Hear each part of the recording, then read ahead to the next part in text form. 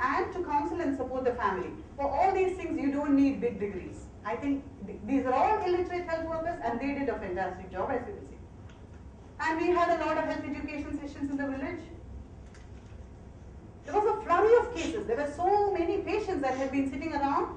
The eye does not see what the mind does not know. We never knew that these were all treatable patients. There was a huge number of patients coming in, and now we were bold enough to start treating them. Our armamentarium consisted of like 5 drugs. That's all we had, that's all we used. We learned how to use those drugs very well, and we knew the side effects of those drugs. 76 patients with epilepsy were picked up. These were all sitting around in the villages, and they didn't know that these patients needed medical help. Dr. Kishore Kandra did workshops with us every 3 to 4 months, and when patients were reviewed, treatment were changed, and we learned in the process. Every year we trained 40 more health volunteers. So in a period of 3 years, we had 120 health volunteers. The reach was fantastic. We had somebody who knew about mental illness in the remotest of villages. So that was a big thing. And of course then the treatment outcomes were also good, but because we could look at compliance very well. We had a setup which could look at compliance.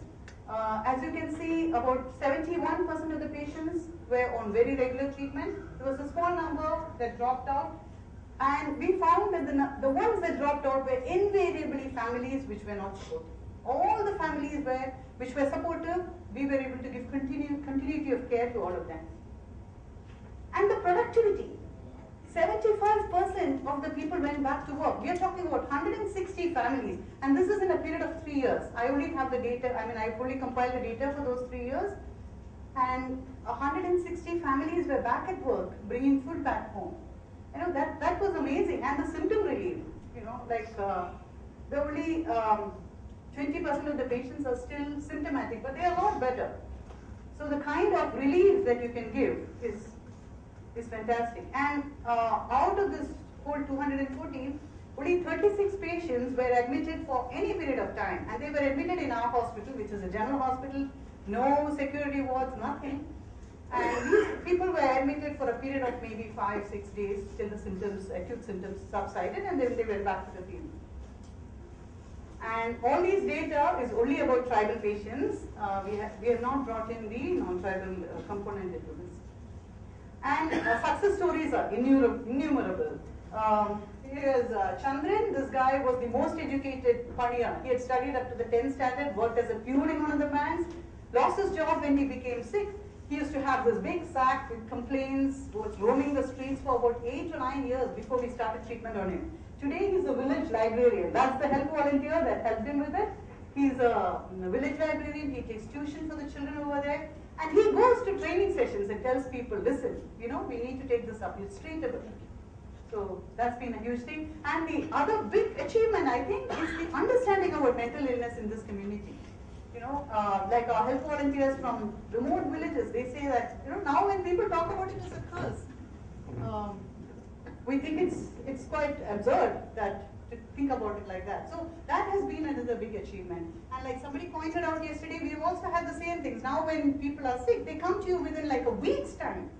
Pubertal psychosis. I'm sure Tiriselvi must have suffered from pubertal psychosis. It's such a shame that those things are not picked up and treated. Within 3 months treatment, they're back to normal, back to their children, back to their families.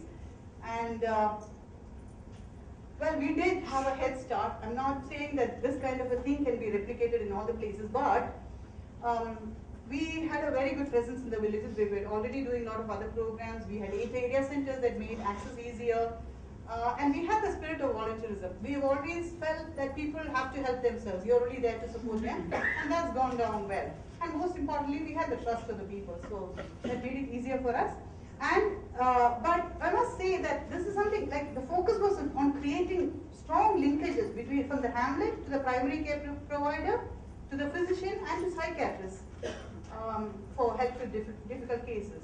And there was no stress at all on the educational status of the patients. Most of them were illiterate.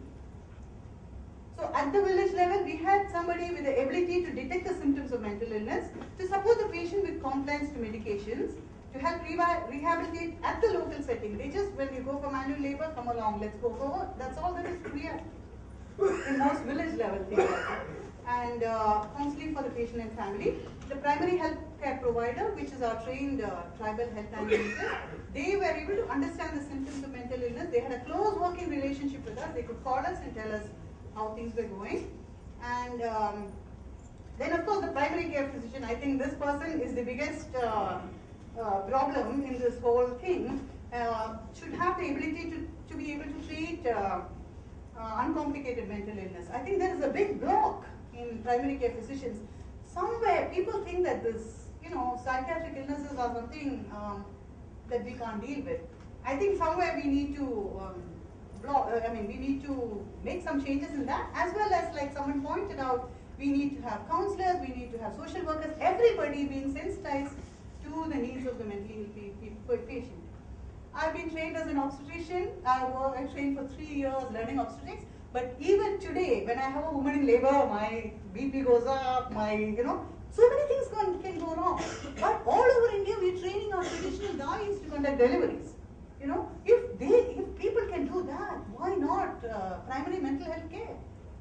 It's beyond me. The simplicity of this whole program has really astounded me, because I think of all the programs that we have done, this is the one which in the shortest period of time relieved the suffering of the maximum number of people.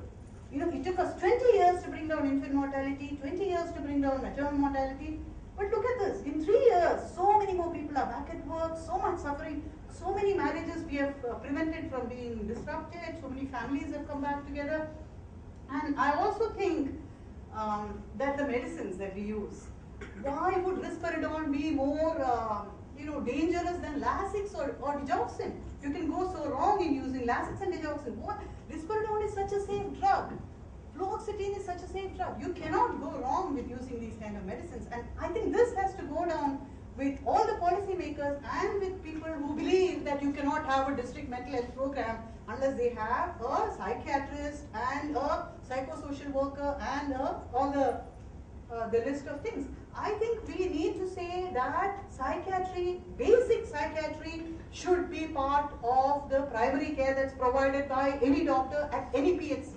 It should even be something which is picked up by the ASHA workers or people who are at the community and brought to centers. And okay, there are complicated cases, I'm not saying no, but those should be referred. And we should have the systems in place so that when something goes wrong, you can refer them to the next level and to the next level.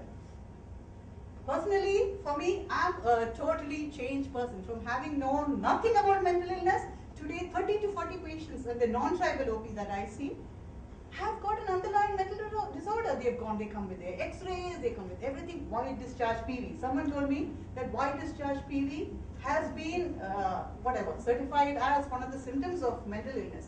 They all come. And the joke goes around, Shaila, why is it that after you see the patients, they're all crying? Because all I ask is 3 questions. How's your mood? Is your appetite good? Are you feeling excessively sad? Do you feel that life is worthless? That's it. They burst into tears and then they tell you their whole story. So just to sensitize primary care physicians, and while we wait for this community, the government programs to kickstart, which I think is taking forever and forever and forever.